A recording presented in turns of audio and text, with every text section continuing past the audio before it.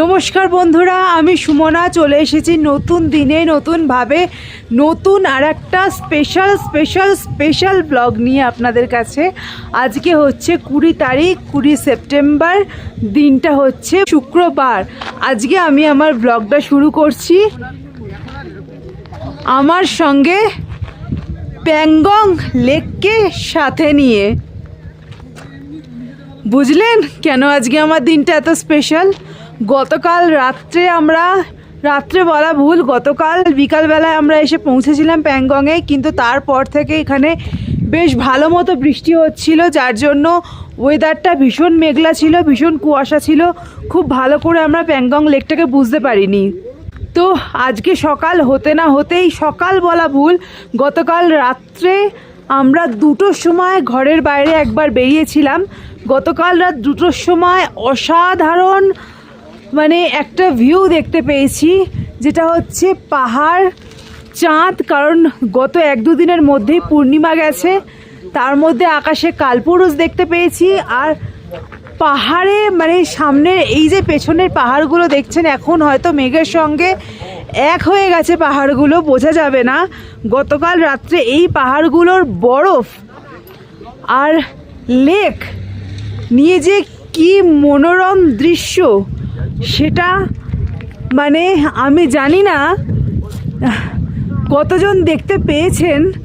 আমরাও দেখতে পেতাম না, আমাদের দেখা সেই সৌভাগ্যটা হতো না যদি না আমাদের যিনি এই ট্যুরটা অ্যারেঞ্জ করেছেন বাপ্পাদা, তিনি আমাদেরকে রাতে 2টোর সময় না ডাকতেন। উনি আমাদের রীতিমতো ডেকে ডেকে তুলে বাইরে এনেছিলেন।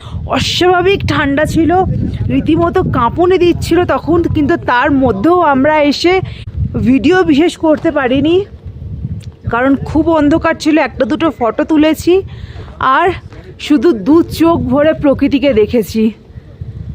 তো এখন আমরা যাব প্যাংগং লেকের ধারে, কিন্তু আমি যাচ্ছি না এখনো পর্যন্ত। তার কারণ আমরা যে কটেজে আছি, আর এই যে হচ্ছে প্যাংগং লেক, সমস্ত কটেজগুলোই মোটামুটি এই রকমই জায়গায়। সামনেও কিছু কটেজ আছে, কিন্তু এই কটেজগুলোর থেকে প্যাংগং লেকের ডিস্টেন্স যতটাই আমরা কাছে দেখছি, ডিস্টেন্সটা কিন্তু প্রায় 2 কিলোমিটার থেকে 2.5 কিলোমিটার। আর এতটা হাঁটলে এখানে আবার বেশ কিছুটা নিঃশ্বাসের অসুবিধা হতে পারে, কারণ আমরা এখন মোটামুটি সমুদ্রপৃষ্ঠ থেকে 14,000 ফুট উঁচুতে আছি।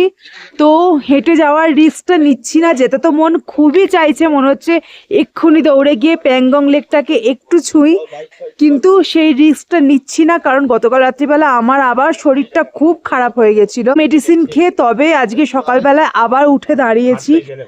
উঠে আজকে আমাকে দাঁড়াতেই হতো, কারণ আমার আজকের এই সকালটা আমার জীবনে খুব স্মরণীয় একটা সকাল হয়ে থাকবে। এই রকম সকাল আমি আমার জীবনে খুব কম দেখেছি বলা ভুল হবে, হয়তো দেখিনি। এত সুন্দর লেকের জল, এত সুন্দর কালার তার, আর ওপরে সূর্য উঠেছে। গতকাল রাত্রিবেলা ভগবানকে প্রচুর পরিমাণে ডেকেছি, ঠাকুর এত কষ্ট করে এলাম, এতটা কষ্ট সহ্য করলাম পুরো লাদাখ ট্রিপটাতে। রীতিমতো আমার শরীরটা অল ওভার ট্রিপটাতে খারাপ ছিল। তারপরে যখন লাস্ট একদম প্যাংগংয়ে এলাম, তুমি প্যাংগংটাকে কোনোভাবেই কুয়াশা দিয়ে ঢেকে রেখো না, আমরা যেন 2 চোখ ভরে দেখতে পারি। আবার কবে আসতে পারবো জানি না, কবে এই সৌভাগ্য আমাদের হবে।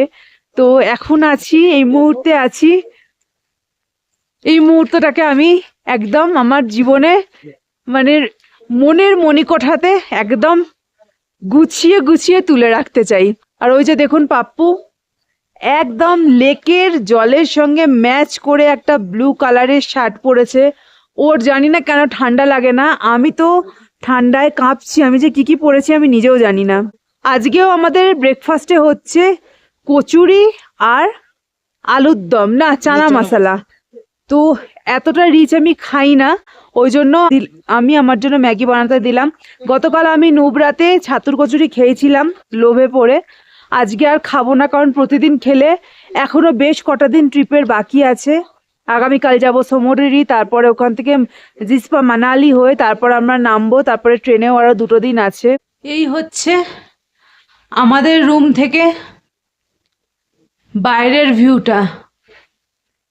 এই যে দেখুন, একদম রুমের সামনে প্যাংগং লেক। লেকটা শুরুই হয়েছে এখান থেকে আর চলে গেছে ওই দিক পর্যন্ত, মানে ওই দিকটা হচ্ছে চীনের, এই যে এই দিকটা চীনের। রুম থেকে বেরিয়ে একটু দেখাই,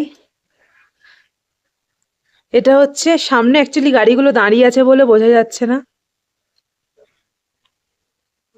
এটা হচ্ছে রুমের সামনে থেকে ভিউটা।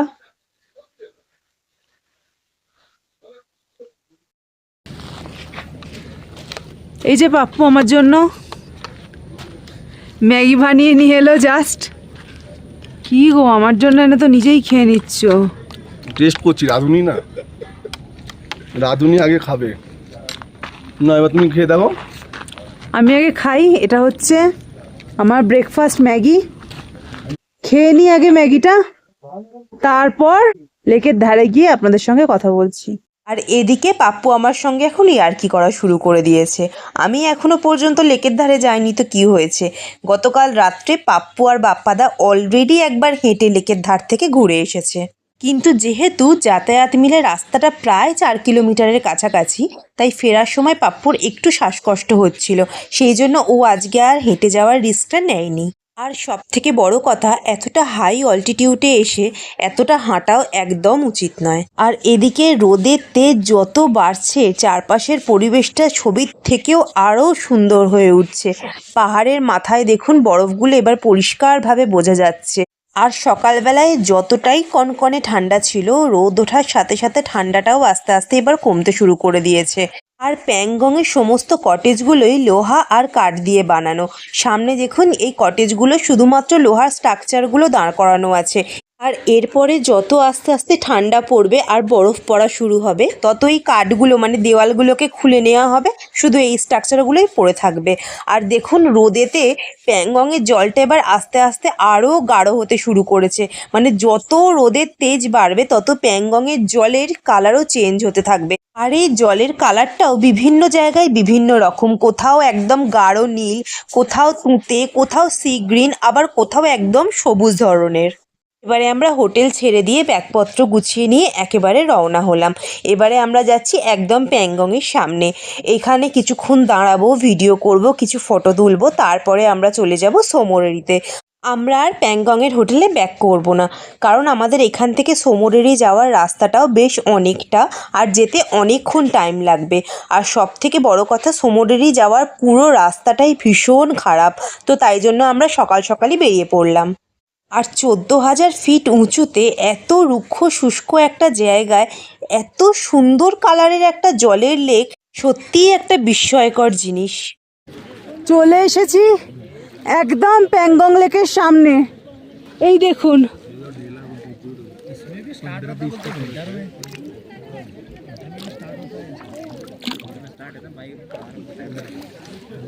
প্রচণ্ড ঠান্ডা জলটা, আর কিছু বলবার নেই। প্যাংগং লেকটা এদিক থেকে স্টার্ট হয়েছে আর ওই দিকটা চলে গেছে তিব্বতের দিকে। প্যাংগং লেকের দৈর্ঘ্য মোটামুটি কম বেশি 135 কিলোমিটার, আর চওড়ায় মোটামুটি 5 কিলোমিটারের কাছাকাছি। আর আমাদের কটেজটা ছিল একদম প্যাংগং লেকের শুরুতেই। কিন্তু এই লেকের সৌন্দর্য কোনোভাবেই ফোনের মধ্যে দিয়ে তুলে ধরা সম্ভব নয়। এত সুন্দর, এত কি বলবো, এর চারপাশের পরিবেশটা যারা না নিজে চোখে দেখবেন তারা সত্যি বুঝতে পারবেন না যে প্যাংগং লেকটা কি জিনিস। অসাধারণ। বেশ অনেক মানুষরা ভিড় জমিয়েছেন এখানে ফটো তোলবার জন্য। ভীষণ সুন্দর। আর ওইদিকে দেখুন, স্কুটিগুলো পরপর সাজানো। করিনা কাপুর যে স্কুটিতে বসেছিলেন কিন্তু ঠিক শুটিংটা কোথায় হয়েছিল সেটা বোঝাটা আমাদের পক্ষে সম্ভব নয়, কারণ এখানে প্রতিটা জায়গাতেই 2 হাত অন্তর অন্তর ওই সেম স্কুটি বসানো আছে। তো যাই হোক, এখানকার মানুষদের জিজ্ঞাসা করলেও তারা পারফেক্ট কখনোই বলছেন না যে কোন জায়গাটায় শুটিং হয়েছিল। মোটামুটি এখানের মধ্যেই হয়েছিল কোথাও, এটা তো শিওর। তো যাই হোক, এটা নিয়ে আমাদের এত মাথা ব্যথা করবার দরকার নেই। আমাদের যেটা খুশির জিনিস সেটা হচ্ছে অ্যাট লাস্ট আমরা চলে এলাম প্যাংগংয়ে। অনেক কষ্ট করে অনেক কিছু, মানে পুরো থ্রু আউট লাদাখটা রীতিমতো শরীরের ওপর একটা ধকল নিয়ে, তার মধ্যেও প্রচুর জিনিস আমরা দেখেছি, যার মধ্যে আমার মনে হয় এই প্যাংগং লেকের ধারে প্রচুর প্রচুর প্রচুর পরিমাণে শান্তি আছে যদি বসে থাকা যায় বেশ কিছুক্ষণ ধরে। অসাধারণ জায়গা। প্যাংগং লেকের জলটা সামনে থেকে একদম কাঁচের মতো স্বচ্ছ, মানে আপনি ওপর থেকে যদি দেখেন তাহলে জলের নিচটা একদম পরিষ্কারভাবে দেখতে পাবেন, কিন্তু যদি দূরের দিকে তাকান তাহলে কালারের যে শেডগুলো সেগুলো একদম পরিষ্কারভাবে বোঝা যাবে। আর জলটা দেখুন, জলটা কিন্তু একদমই স্থির জল নয়, জলে বেশ কিছুটা ঢেউও আছে। আর যখন প্রচণ্ড পরিমাণে শীত পড়ে, মানে ডিসেম্বর জানুয়ারি মাসে, তখন এই লেকের জল জমে একেবারে বরফ হয়ে যায়। আর এই লেকের জলের টেস্ট হচ্ছে সম্পূর্ণ নোনতা, যেরকম সমুদ্রের জলের টেস্ট হয়। যদিও এই লেকের জল একদমই মুখে দেওয়া উচিত নয়, তবু আমি একদম একটুখানি জাস্ট টেস্ট করে দেখেছি। আর পাপ্পুর এই টি শার্টটা দেখুন, জল আর আকাশের সঙ্গে পারফেক্ট ম্যাচ। আর এই প্যাংগং লেকের 1/3 আছে আমাদের ইন্ডিয়াতে, আর 2/3 আছে চায়নাতে। আর 3 জনের বসবার এই চেয়ারগুলোও এখানে রাখা আছে। আমরা র্যাঞ্চো স্কুলে এই চেয়ারগুলোতে বসেছিলাম, আর তার ভিডিও আপনাদের সঙ্গে শেয়ার করেছিলাম, আশা করি আপনারা দেখেছেন। কিন্তু এখন আর আমরা বসিনি। আর এই ড্রেসগুলো রাখাই আছে, যে এই ড্রেসগুলো পরে আর এই স্কুটিতে বসে ফটো তুলবার জন্য, যারা যারা চান তারা তুলতে পারেন। মোটামুটি 3 ইডিয়টসে যা যা হয়েছিল সেই রিলেটেড সমস্ত কিছু এখানে বানানো আছে। কেউ যদি চায় ফটো তুলতে পারে এগুলোর সঙ্গে। ওখানে 3 ইডিয়টসের একটা ফটোও আছে, জানি না বোঝা যাচ্ছে কি না, দাঁড়ান দেখাই আপনাদেরকে। বুঝতে পারছেন? আর ভিডিওটা যখন এডিট করতে বসেছি তখন বিশ্বাস করবেন না, সামনে থেকে যা সৌন্দর্য দেখেছি তার অর্ধেকও কিছু ভিডিওতে বোঝা আর যাচ্ছে না। এখানে খরা পাহাড়, পেছনের পাহাড়গুলো পুরো বরফ দিয়ে ঢাকা। গতকাল রাত্রে এইগুলো স্বর্গের মতো লাগছিল এই জায়গাটা। এই প্যাংগং লেকের চারপাশটা আর একবার ঘুরিয়ে দেখাই, কারণ আমরা এক্ষুনি প্যাংগং লেককে টাটা জানিয়ে দিচ্ছি। ভীষণ দুঃখের, ভীষণ কষ্টের একটা মুহূর্ত। আর এখানে দেখুন আমাদের একটা ইন্ডিয়ান ফ্ল্যাগ রাখা আছে। বিশ্বাস করবেন না, এখানে এসে নিজেকে ভারতীয় বলতে সত্যিই গর্ব অনুভব করছি। আর পাপ্পু এখানে গৌতমদার সঙ্গে একটা ইন্ডিয়ান ফ্ল্যাগের ফটো তুলে দিচ্ছে। বাকি প্রত্যেকে এখানে যার যার নিজের মতো ফটো তোলায় ব্যস্ত। আসলে আমরা প্রত্যেকেই চাইছি যে এত সুন্দর একটা জায়গা সেটাকে যতটা সম্ভব ক্যামেরাবন্দি করে রাখা যায়। আমার এই প্যাংগংয়ের ভিডিওটা বেশ অনেকটা বড়, তাই এটাকে দুভাগে ভাগ করেছি। আজকে ফার্স্ট পার্টটা আপলোড করলাম, আগামীকাল সেকেন্ড পার্টটা আপলোড করব।